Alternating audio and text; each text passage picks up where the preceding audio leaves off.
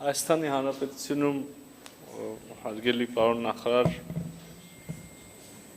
ժողովրդավարական ինստիտուտները շարունակաբար զարգանում են եւ մեծ հարգանքի են արժանի երբեմն այդ ինստիտուտները կամ դրա պտուղները ոչ այնքան հաճելի են ականջի համար իմ համար եւս եւ ես ինքս կարող եմ երբեմն միանալ առանձին լրագրողների դեպքում ձեր գնահատականին որ այդ գործունեությունը ավելի շատ նմանվում է քաղաքական գործունեության քան լրագրության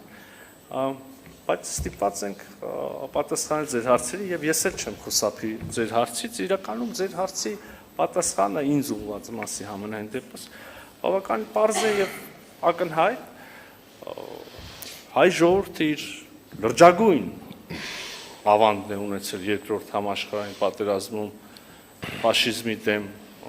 հաղթանակի գործում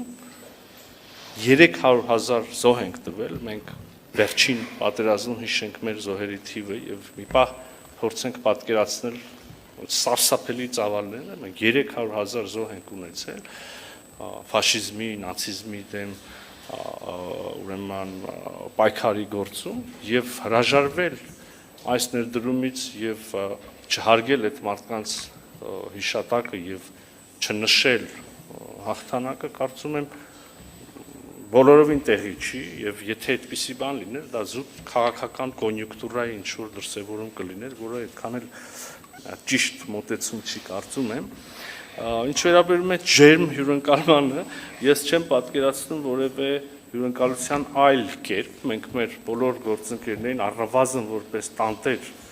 պարտավորենք ջերմ հյուրընկալել հատկապես եւ խոսքը նաեւ մեր երկարամյա եւ դաշնակցային հարաբերություններով գործընկերությամբ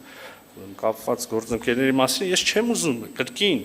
շղթել խնդիրների արկայությունը մենք արդեն այսօր միայն այս ձևաչափում բավական երկար կենտրոնացան խնդիրների վրա դրանք ոչ Հայաստանն է ժխտում ոչ Ռուսաստանն է ժխտում տեսակ որ կան հարցեր որ մենք ուրիշ կերպ ենք ընկալում Ռուսաստանի Դաշնությունը ուրիշ կերպ է ընկալում բայց այստեղ եթե ուզում եք ավելի անկեղծ շարունակենք այս խոսակցությունը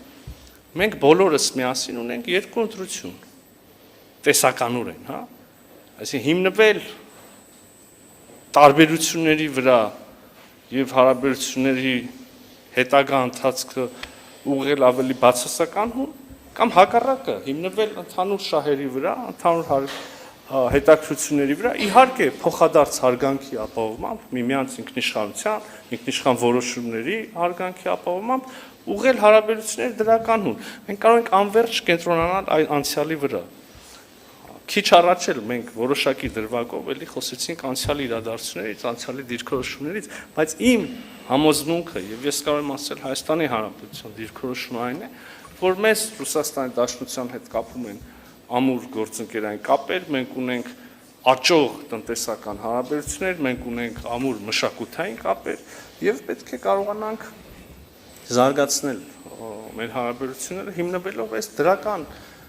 ուրեմն ընկալումների ընդհանուր դրական ընկալումների դրական ձեռքբերումների վրա այսքանը թերևս